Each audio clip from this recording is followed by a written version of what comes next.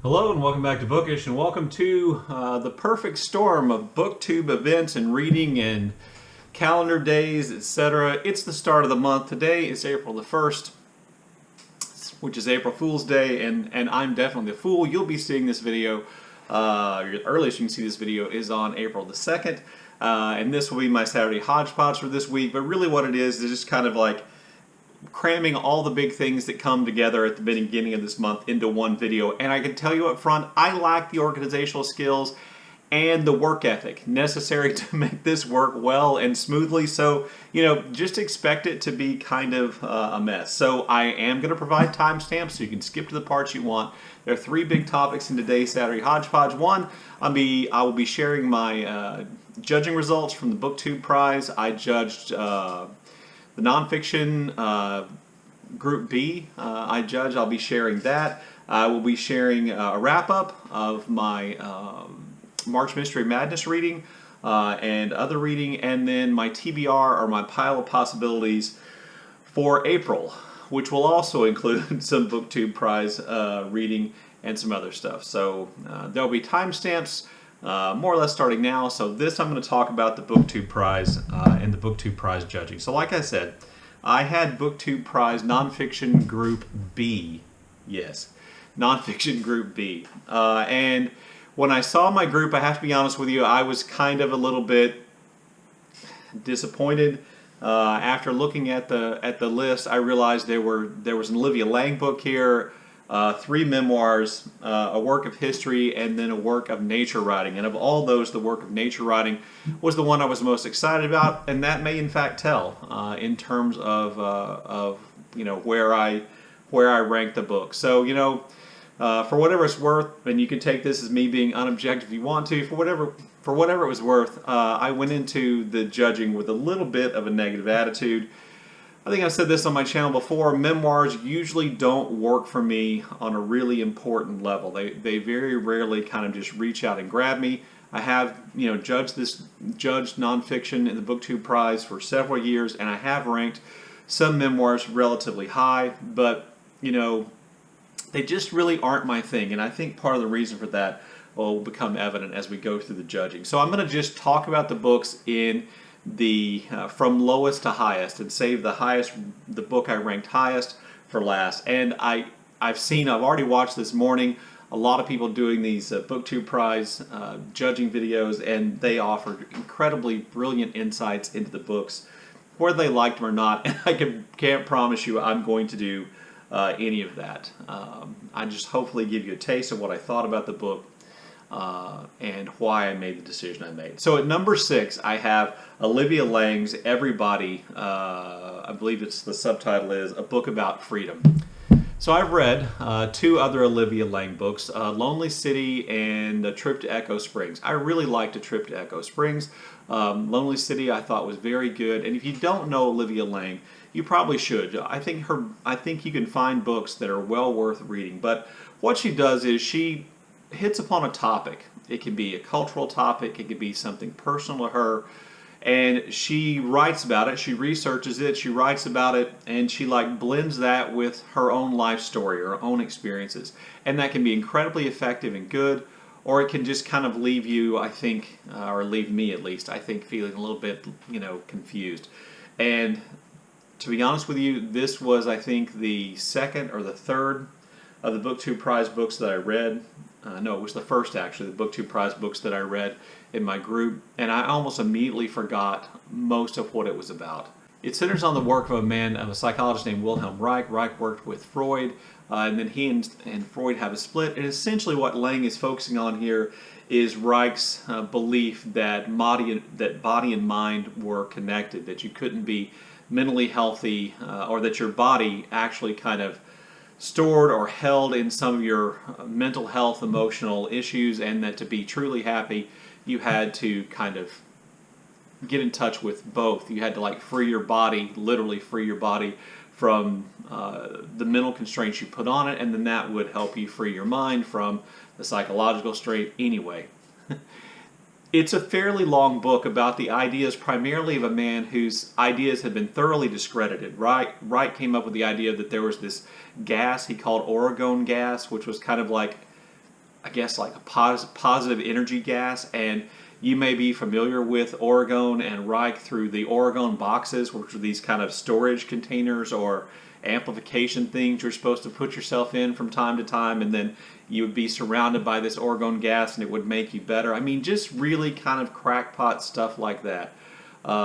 In addition to that, Reich was a homophobe, and he was abusive. He was an abusive spouse. And there's other things about him that are unpleasant, and it left me asking myself, why would Lang write an entire book celebrating in some ways, even though she acknowledges all these things about Reich, why would she write a book essentially celebrating Reich for kind of bringing this idea about the mind-body connection out? That seemed like a stretch, and it seemed to me to be, I don't know, it just, her subject matter just really didn't strike me the right way, and I just thought the book was inconsequential, and you know, if anything, maybe a little repetitive of other things you can find other places. So I ranked that book last.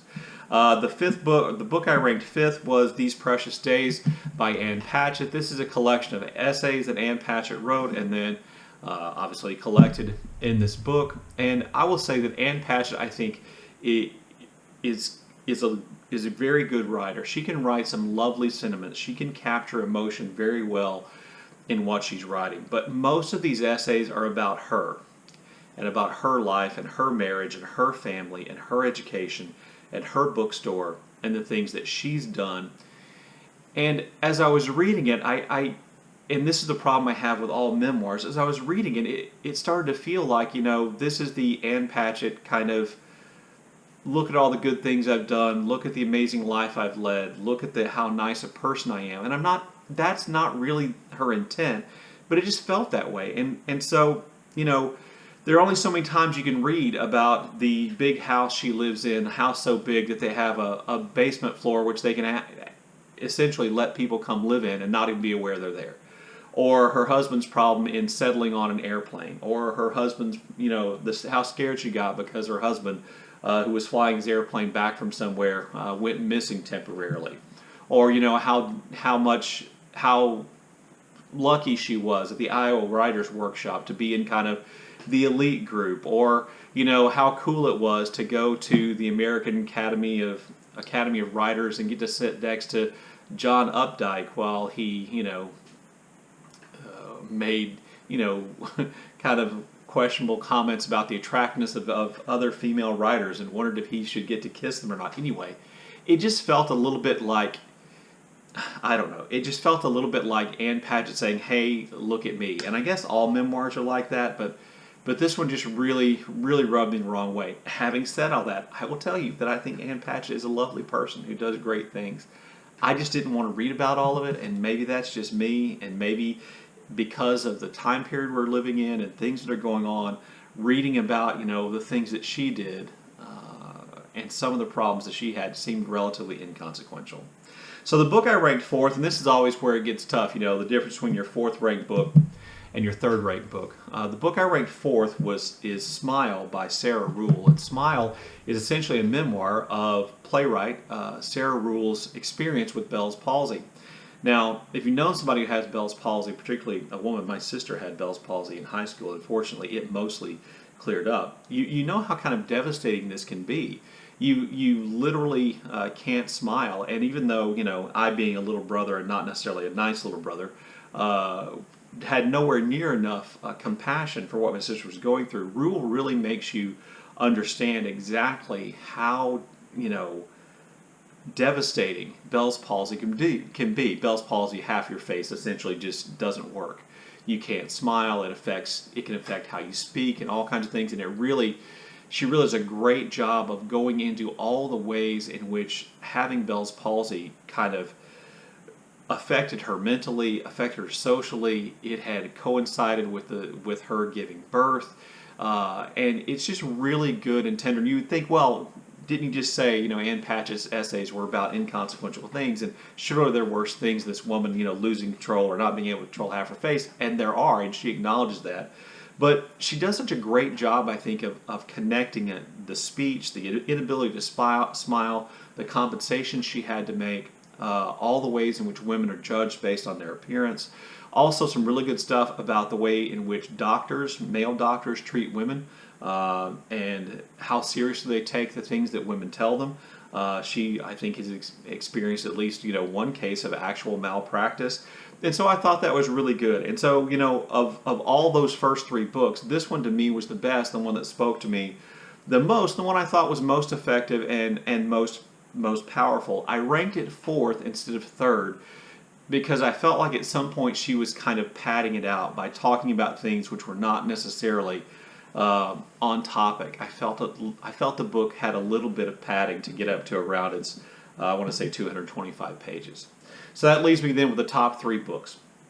I ranked number third. The book I ranked number third is 10,000 Years of Joys and Sorrows by Ai Weiwei. Ai Weiwei is a Chinese author who has been more often than not on the wrong side of the Chinese government, and this is a memoir about his life, but he also blends together with a memoir of it, or the story of his father's life, who early on knew Mao and was a part of the Chinese communist movement and the cultural movement, and then he fell afoul of the Cultural Revolution and all those kind of things. His father ended up in prison, and Ai Weiwei had to go and live in prison with it. Anyway, so that all these kind of things happened to his father, who was a writer, and then we're supposed to kind of connect that to Ai Weiwei's activism in terms of pro-democracy and freedom in China.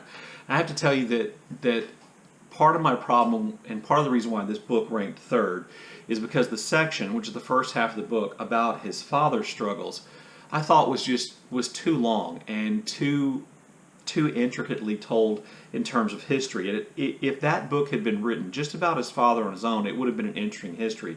But to try to then connect that to his own life, when the reality is that period of his father's life, which his father was in prison, and Ai Weiwei's life don't overlap that much, was really confusing. And then in that history part, it jumps backwards and forwards in time quite often, and I just didn't see how the two connected.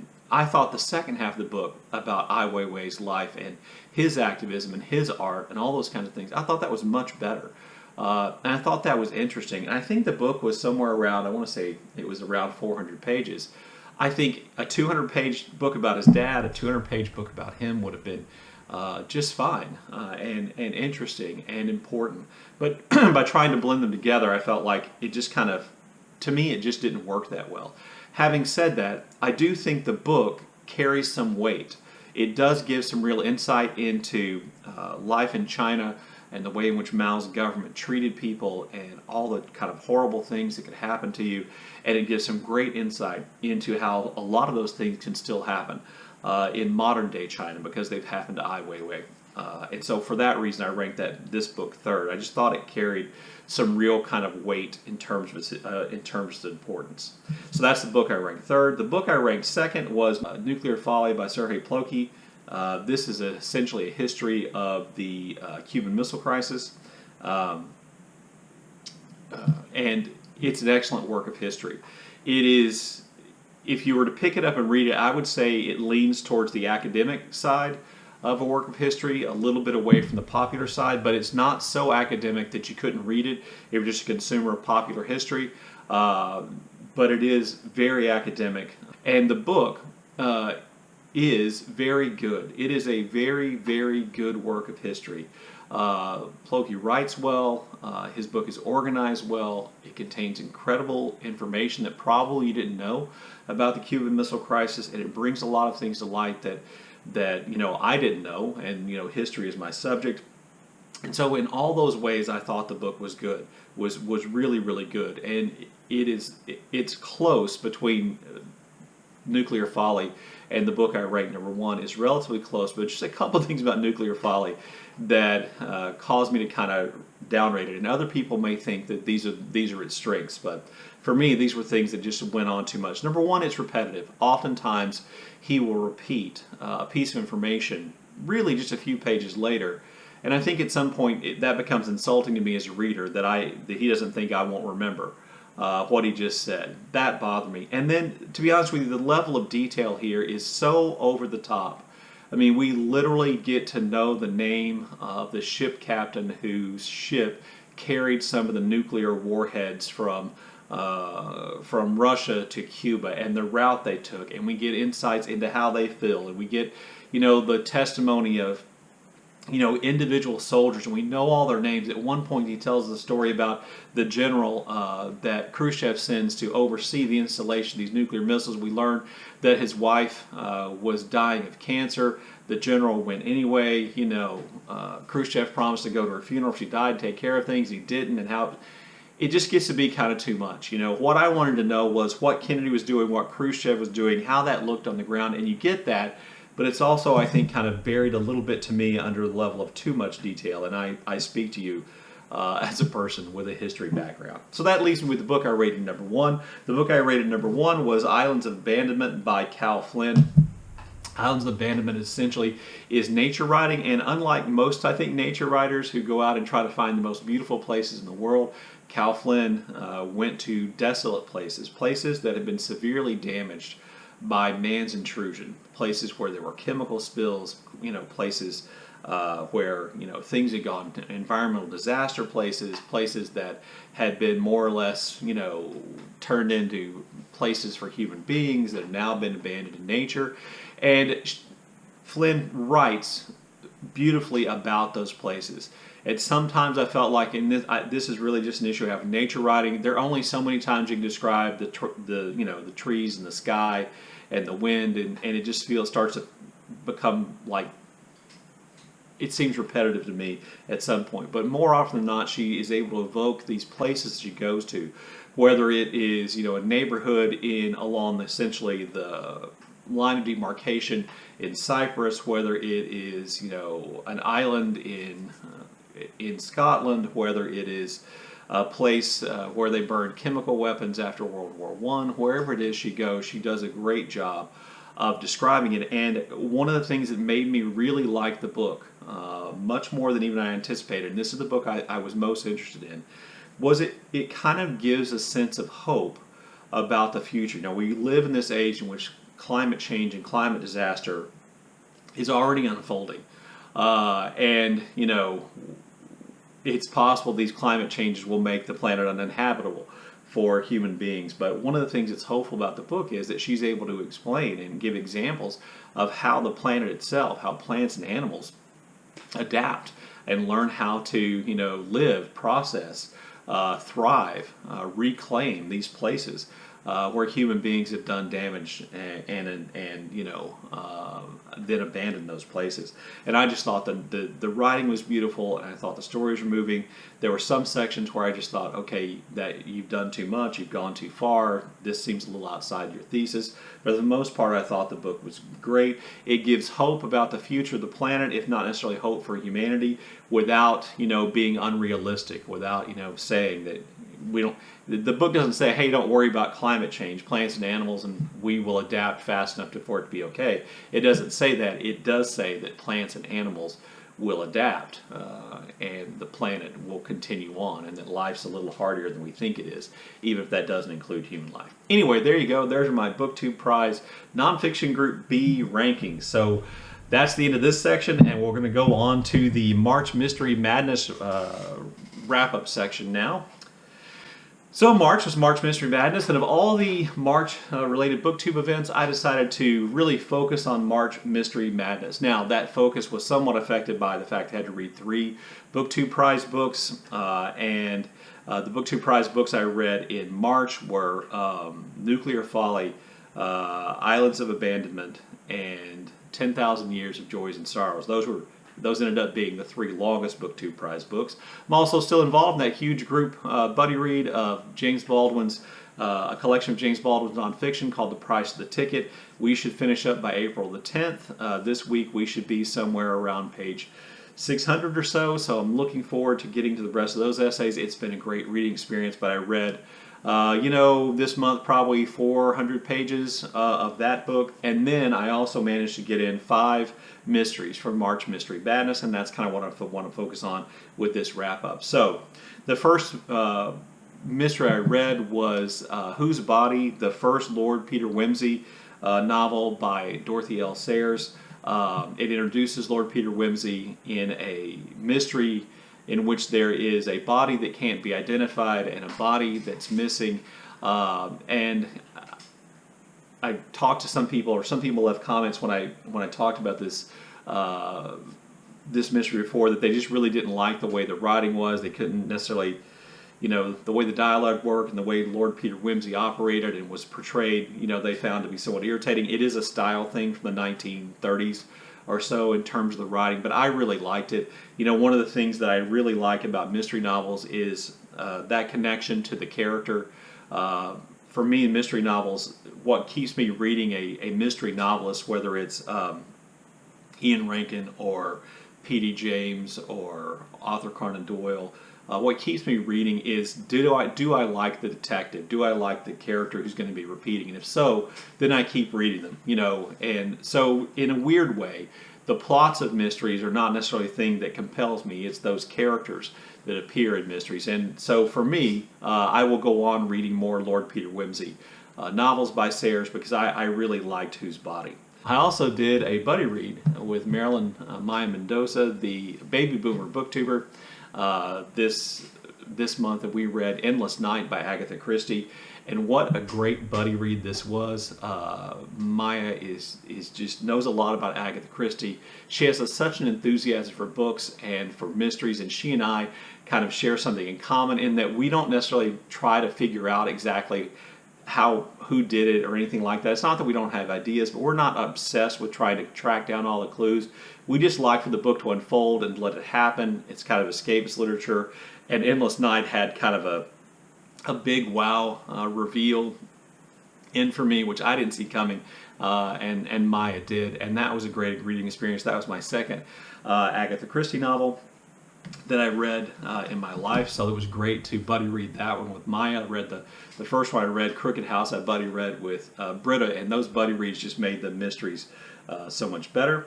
The third mystery novel I read was The Carter of La Providence by Georges Simenon. This involves murders that take place along the canal system and the canal boat community in France, and I just love Simenon's novels. I love Maigret, again. Sticking with that idea that once I find a detective I just like to read books about them. There's a little bit less of Maigret's personality in this one than there has been in the other books I've read. A little bit less of Maigret's genius, but one of the things I think that makes Maigret such an incredibly, or such a good detective, fictional detective, is his empathy with other people and his ability to make those connections, to kind of feel what they feel and to kind of empathize with them, and that's on display here in this Maigret novel. So that was the third? Yeah, that's the third mystery novel I read. I did finish P.D. James's mystery novel Innocent Blood. I call this a mystery novel, and I guess it kind of is, but it isn't one in which there is a detective. It's one in which essentially we follow the life of a character. She's a young woman who's been adopted. We find out that her mother and father, her birth mother and father, were involved in something horrible. Her adoptive parents have their own problems, and there's a revenge story which she'll get caught up in, involving what her parents did and the father of a young girl. And it's a really intricate plot, and the characters are really well thought out, and there's a lot of really great mystery novel stuff here. But I do think it's a little bit messy. I think you can feel P.D. James' political views come through sometimes here, her religious views, her views about society come through here a little bit more than they do, since there isn't a detective that she has to stay within the confines of the personality she's protected. It's more or less just her telling us the story. And then there's just kind of almost like a thrown in kind of disturbing plotline, story, fact, event, which happens at the end of the book, which I really left a bad taste in my mouth. So there's some great things about this book, but there are also some things I just thought were really unsuccessful. And then the fifth mystery novel I read was The Real Cool Killers by Chester Himes. This is only 159 pages. I read it on Wednesday and Thursday, so I finished it last night, and this was just really enjoyable. Gritty is probably an understatement. This is an incredibly violent novel. Not that the violence is described in a gory way, but there are lots of acts of violence. There's police brutality, there are random killings, there are cover-ups, there's prostitution, there's sadomasochism, there's drug use. There is racism, there is all kinds of racial profiling, there is corruption, and there is an incredibly vivid description of Harlem and the problems of Harlem in the late 1950s, early 1960s, and the depth of corruption and a portrayal of the way in which the rest of New York treated Harlem as though it were like some other place where the rules and laws didn't matter, and how disposable the lives of people in Harlem were, and how the two detectives in the novel, who are known as Coffin Ed and Gravedigger Jones, Coffin Ed Johnson and Gravedigger Jones, the two detectives in this novel, who I hope are in some of the other novels, how they're trying to balance or walk that line between being police officers who are African American and working in Harlem and dealing with their kind of white boss. It's just really, really good. A lot of stuff for 159 pages. The mystery is not necessarily that complex, but the portrayal of Harlem society is just really vivid and great. And it's as interesting to me for that reason as it was as a work of fiction. Okay, so there's my March mystery wrap-up. On to the next part.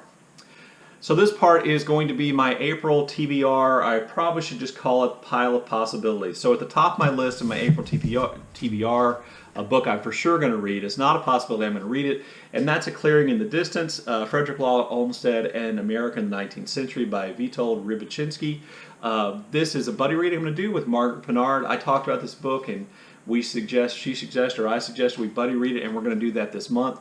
I've had this book on my shelves, and I just did the BookTube numbers tag or something like that, where we talked about, or the book acquisition tag. We talked about, does it bother us to have books on our shelves for a long time we haven't read? I've had this book for more than 20 years. Never read a single page, but going to buddy read that with Margaret. That is a for sure book. I'm also signed up for the BookTube Prize this month. When Robert announced there was a shortage of judges, I volunteered, and I got assigned to read translated fiction, which, I'm really kind of excited about. And so I'll read either 2 or 3 of the books from that prize list from my category, which I'm not going to share with you here. But I'm probably going to read the books from my list that are shortest, because what I wanted to do with April is I want to make April the month of reading short books. So I want to just see how many short books I can read. So let me just run through some of the books that I am thinking about reading. So you may know that I talked about the idea of reading the long list from the Republic of Consciousness Prize. I bought 4 books from the Republic of Consciousness Prize, which I'm going to try to read. So the first book from the Republic of Consciousness Prize book I'm going to read is Dark Neighborhood by Vanessa Onwumezi. So I know nothing about the book. It's on the Republic of Consciousness Prize list, and so I wanted to read it. I also have scheduled for this month, and I believe it's right around 200 pages. I also have scheduled this month to read The Song of Youth by Montserrat Roy. That's also on the Republic of Consciousness Prize. And then, so the 2 of the books on the list I want to try to read this month. One is 5 Days Untold by Badr Ahmad. Know nothing about that book really either. What I knew when I decided to read it, to buy it, was that its price was lowest right now. And then the last book I'm going to read that's on the Republic of Consciousness Prize in April is The Beast They Turned Away by Ryan Dennis. So those are 4 Republic of Consciousness Prize books I want to read. The long list had 10 books total. I'm planning on reading at least 5 of those others, but I'm a little bit hesitant to read the book by Isabel Weidner, because I didn't like We Are Made of Diamond Stuff, which was on the list several years ago. But those are 4 relatively short novels I'm hoping to get to. And then some other short books I want to get to that have come from recommendations or books that I want to read for a long time. I want to finish up Jan Vos's Septology by reading A New Name. This is the last book. It contains volumes 6 and 7 of the Septology. And you may know, if you've been watching my channel at all, how much I've loved the first 2 books in that series. I is Another and The Other Name. Just great books. I love Vos's writing, and I can't wait to see what happens with Asle and the whole thing, and kind of work it all out and get back into that kind of, you know, almost enchanted feeling. Not that it's a fantasy, it's not at all. That almost enchanted writing that Fosse is able to achieve here. Just really great Norwegian writer, a new favorite of mine. And I will go on beyond reading the Septology with Fosse. I've also then want to read, I think there's another Norwegian author. Yes, it is translated from the Norwegian, it says. This is The Hills Reply by Tarjei Vesaas. I saw this book on Celia's channel. And I get a lot of great recommendations from her, and I also saw that Mark Nash read it. And this book is longer than, you know, a good bit longer than 200 pages, but there's not a lot of text on every page. Looking forward to that. I liked Mark's review. I liked what Celia had to say about it, but I don't remember very much about it. I also want to read Small Things Like These by Claire Keegan. I've seen this book on a number of people's book channels and have been planning to read it. I think I saw Bob Booker talk about it, and I saw Fraser Simon talk about it. I think I skipped over his talks. It didn't prejudice my ideas. This is a short book. I think it's right around 175 pages. No, 120 pages or so. So I want to get to that. And then also I wanted to read a Balzac this month. And I have 3 Balzac novels on my shelves which I haven't read, which are relatively short. And this one is the Memoirs of Two Young Wives. It weighs in at 242 pages, but it's kind of an epistolary novel, and so I think it will read faster because it's divided up like into sections or diary entries. And then if I finish all of those books, and that would be 8 novels plus 2 BookTube Prize books. Now I realize I'm never going to do that. 2 or 3 BookTube Prize books. If I got to all that, I also wanted to read Housemaid of Dawn by N. Scott Momaday. And I found this book at a independent bookstore in Georgetown, Texas, where I was visiting near where my daughter lives, and I saw this book, and I really liked this beautiful little paperback edition. And so I picked that up. And that's what I'm planning to read in April. So if you made it through this whole long Saturday hodgepodge full of all kinds of stuff, which is scattered, disorganized, bless you. I look forward to your comments in the comment section below, and as always, thank you for watching.